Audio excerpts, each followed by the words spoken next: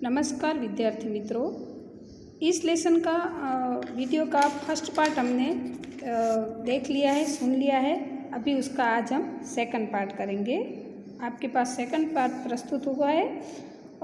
हमने देखा कि बुद्धिराम के बेटे की लास्ट हमने पढ़ा कि बुद्धिराम के बेटे की सगाई का प्रसंग चल रहा था। तब का जो घर का माहौल था, बुढ़ी काकी अपनी कोठरी में बैठी हुई थी। यह सुगंध उन्हें बेचैन कर रही थी। वे मन ही मन सोच रही थी कि इतनी देर हो गई, कोई भोजन लेकर नहीं आया। मालूम होता है सब लोग भोजन कर चुके हैं। यह सोचकर उन्हें रोना आया, परंतु अपशकुन के डर से वो रो न सकी। उसने देखा कि इतना सारा खाना बन रहा है। वो अपनी कोठरी में, मतलब एक छोटा सा उसको ऐसे रूम कोठरी दी गई थी, छोटी सी झोपड़ी जैसी, वहाँ पर बैठी थी और वो सोच रही थी। और जो खाना बन रहा था उसकी सुगंध उसकी कोठरी तक जाती थी तो उसको और आकर्षित करती थी। और वो सोच रही थी कि शायद सबने भोजन कर लिया होगा, लेकिन मेरे लिए पता नहीं क्यों भोजन नहीं आया। तो ये सोचकर उसको रोना आता था, लेकिन वो अपशकुन के डर से रोती नहीं थी। उसको लगा कि नहीं, आज घर में इतना अच्छा प्रसंग है और मैं रोऊंगी तो वो अपशकुन हो जाएगा। बुढ़ी काकी की कल्पना में पूड़ियों की तस्वीर नाचने लगी। खूब लाल लाल, फूली फूली, नरम नरम होगी। कचौड़ियों में अजवाइन और इलायची भी महक आ रही होगी। एक पूड़ी मिलती तो जरा हाथ में लेकर देखती, क्यों न चलकर कड़ा के सामने ही बैठूं। इस प्रकार निर्णय करके बुढ़ी काकी उकहू बैठकर हाथों के बल से सरकती हुई बड़ी कठिनाई से चौखट से उतरी और धीरे धीरे रेंगती हुई कड़ा के पास आ बैठी। यहाँ सामने पर उन्हें उतना ही धैर्य हुआ जितना भूखे कुत्ते को खाने वाले के सम्मुख बैठने में होता है। मतलब ये सारी जो सुगंध बुढ़ी काकी तक जा रही थी तो वो उसको पूरी की सुगंध आने लगी, कचौड़ियों की सुगंध आने लगी।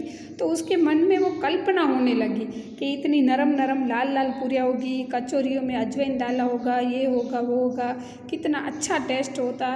अगर मुझे पूरी देते तो हाथ से ही मुझे पता चल जाता कि ये पूरी कैसे है। तो इस लोलुपता ने उसको फिर बाहर जाने के लिए मजबूर कर दिया। फिर बाहर आने के लिए वो चल तो नहीं सकती थी, इसलिए दोनों हाथ और दोनों पैर के सपोर्ट से वो धीरे धीरे अपनी चौखट उतरती है।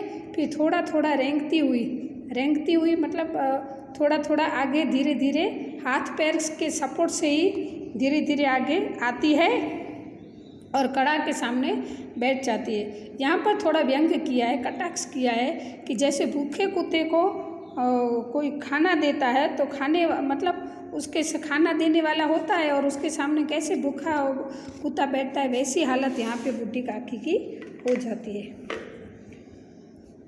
बुद्धिराम की पत्नी रूपा उस समय कार्यभार से परेशान हो रही थी। कभी इस कमरे में जाती तो कभी उस कमरे में, कभी कड़ा के पास आती तो कभी भंडार में जाती। बेचारी अकेली दौड़ते दौड़ते व्याकुल हो रही थी, झुंझलाती थी, घुटती थी, परंतु क्रोध प्रकट करने का अवसर न पाती थी। इस अवस्था में उसने बुढ़ी काकी को कड़ा के पास बैठे देखा तो वो जल उठी, क्रोध न रुक सका। जिस प्रकार मेंढक केंचुक पर झपटता है, उसी प्रकार वह बुढ़ी काकी के पर झपटी और उन्हें दोनों हाथों से झटक कर बोली, ऐसे पेट में आग लगे, पेट है या भाड़? कोठरी में बैठते हुए क्या दम घुटता था? अभी मेहमानों ने नहीं खाया, भगवान को भोग नहीं लगा, तब तक धैर्य न हो सका। बुद्धिराम की पत्नी, जिसका नाम था रूपा था, हम जानते हैं कि हमारे घर में अगर कुछ प्रसंग होता है तो मम्मी पे ज़्यादा जवाबदारी होती है। तो वैसे बुद्धिराम की पत्नी भी यहाँ से वहाँ जाती थी, ये चीज़ लेनी है, वो चीज़ लेनी है। हम जिसको स्टोर रूम बोलते हैं, पहले के ज़माने में उसको कोठार बोला, भंडार या कोठार बोला जाता था। तो वो सब उसके काम में व्यस्त थी और ऐसे में उसकी नज़र बुढ़ी काकी के ऊपर पड़ती है। तो यहाँ पर ऐसे उपमा दी गई कि जैसे बारिश के समय वो मेंढक होते और वो छोटे छोटे जीव जंतु होते तो उसके ऊपर कैसे झपक लेता है, वैसे बुढ़ी काकी के ऊपर रूपा गुस्सा हुई और बोलने लगी कि क्या तुझे पेट में ऐसे आग लगे, मतलब क्या इतनी देर भी आप को इंतज़ार नहीं कर सके, अभी मेहमानों ने खाना नहीं खाया, भोग नहीं लगा और फिर बाहर चली आई। ऐसे वो बूढ़ी काकी के ऊपर गुस्सा होती है और जैसे तैसे बोलती है।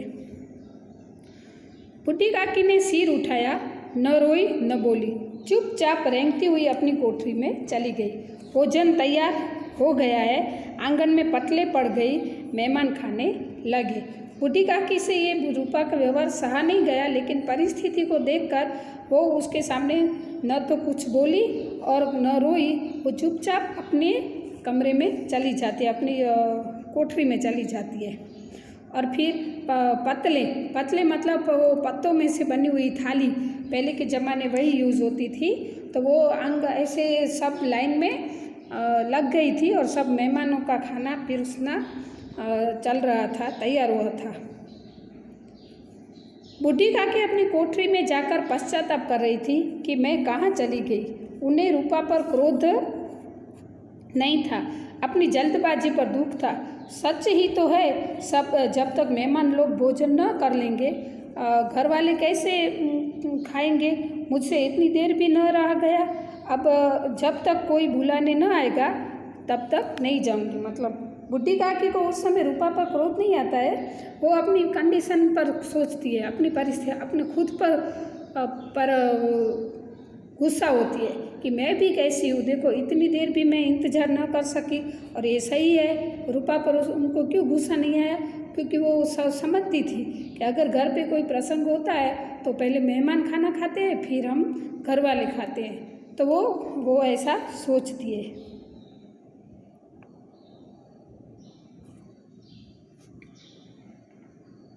और उसने सोचा कि जब तक अभी मुझे कोई बुलाने नहीं आएगा तब तक मैं नहीं जाऊंगी। मन ही मन इसी प्रकार विचार कर बुलावे का इंतजार करने लगी। वह मन को बहलाने के लिए लेट गई। धीरे धीरे एक गीत गुनगुनाने लगी। उन्हें मालूम हुआ कि मुझे गाते देर हो गई। क्या इतनी देर तक लोग भोजन कर रहे होंगे? किसी की आवाज़ नहीं सुनाई देती। अवश्य ही लोग खा पीकर चले गए, मुझे कोई बुलाने नहीं आया। रूपा चिढ़ गई है, क्या जाने न बुलाए। बूढ़ी काकी चलने के लिए तैयार हुई। यह विश्वास है कि 1 मिनट में पूड़ियाँ और मसालेदार सब्जियाँ सामने आएगी। उसकी स्वादेंद्रियाँ गुदगुदाने लगी। उन्हें मन में तरह तरह के मंसूबे बांधे। पहले सब्जी से पूड़ियाँ खाऊंगी, फिर दही और शक्कर से कचौड़ियाँ रायते के साथ मज़ेदार मालूम होगी। कचौड़ियाँ रायते के साथ मज़ेदार मालूम होगी। चाहे कोई बुरा माने चाहे भला, मैं तो मांग मांग कर खाऊंगी। यही न लोग कहेंगे कि इन्हें विचार नहीं, कहा करे इतने दिन के बाद पूड़ियाँ मिल रही है तो मुँह जूठा करके कोई थोड़ी ही उठ जाऊँगी। मतलब बूढ़ी काकी कल्पना कर रही है कि वो उसको थोड़ा ज़्यादा टाइम लगा तो वो सोचने लगी कि अभी तक मेहमानों ने खाना खा नहीं लिया होगा। वो सारी जो सुगंध आ रही थी वो उसको बहुत व्याकुल कर रही थी। फिर वो सोच रही थी कि शायद रूपा गुस्से में है तो मुझे बुलाने भी नहीं आएगी। तो वापस से वो बाहर जाने के लिए तैयार हो जाती है और सोच रही कि मैं कैसे खाऊंगी, कितने दिनों के बाद इतना अच्छा खाना मिला है तो थोड़ी ऐसे ही खड़ी हो जाऊंगी। मैं रायते के साथ खाऊंगी, दही के साथ खाऊंगी, कचौड़ियाँ ऐसे खाऊंगी, पूरी ऐसे खाऊंगी। चाहे कोई भी कुछ बोले कि देखो तो ये बुढ़िया इतना सारा खाना खा रही है, लेकिन कितने दिनों के बाद इतना अच्छा खाना मिल रहा है तो थोड़ी मैं छोड़ने वाली हूँ। तो ऐसा सब विचार करके वो बाहर जाने के लिए तैयार हो जाती है। वह उकड़ू बैठकर हाथों से के बल सरकती हुई आंगन में आई, परंतु हाय दुर्भाग्य, मेहमान मंडली अभी बैठी हुई थी। कोई खाकर उंगलियां चाटता था तो कोई तिरछे नेत्रों से देखता था कि और लोग भी खा रहे हैं या नहीं। इतने में बूढ़ी काकी रेंगती हुई उनके बीच में जा पहुंची। बूढ़ी काकी बाहर निकली तो उसने देखा, अरे बाप रे, ये क्या, अभी तक तो मेहमान खा रहे हैं, कोई खा रहा है, कोई किसी के सामने देख रहा है, आपस में बातें कर रहे हैं। तो ये सब देखकर वो उसके बीच में चली जाती है। पंडित बुद्धिराम काकी को देखते ही क्रोध से तिलमिला गया। लपट कर उन्हें काकी के दोनों हाथ पकड़े और घसीटते हुए लाकर उन्हें अंधेरी कोठरी में धम से पटक दिया। बुढ़ी काकी को मेहमानों के बीच आया देखकर उसका भतीजा बुद्धिराम गुस्सा हो जाता है और उसके दोनों हाथ पकड़कर कोठरी के अंदर ऐसे पटक देता है। मेहमानों ने भोजन किया, घरवालों ने भोजन किया, बाजे वाले, धोबी, नाऊ भी भोजन कर चुके, परंतु बुढ़ी काकी को किसी ने न पूछा। बुद्धिराम और रूपा दोनों ही बुढ़ी काकी को उनकी निर्लजता के लिए दंड देने का निश्चय कर चुके थे। उनके बुढ़ापे पर, दीनता पर किसी को करुणा न आई। अकेली लाडली उनके लिए परेशान हो रही थी। मतलब फिर वो बुद्धिराम और रूपा दोनों गुस्सा हुए थे उन पर। बुद्धिराम ने फिर जो व्यवस्था की थी उसमें सारे गांव वाले मेहमानों ने खाना खा लिया था। गांव वाले लोग जो आए थे वो खाना खा के चले गए थे, लेकिन बुद्धि काकी के बारे में किसी ने नहीं सोचा। लेकिन उल्टा वो दोनों, बुद्धिराम और उसकी पत्नी रूपा, बुद्धि काकी को कुछ न कुछ सजा देने के लिए, मतलब उसके व्यवहार के लिए कुछ तो कहना है, ऐसा उन्होंने निश्चय कर लिया था।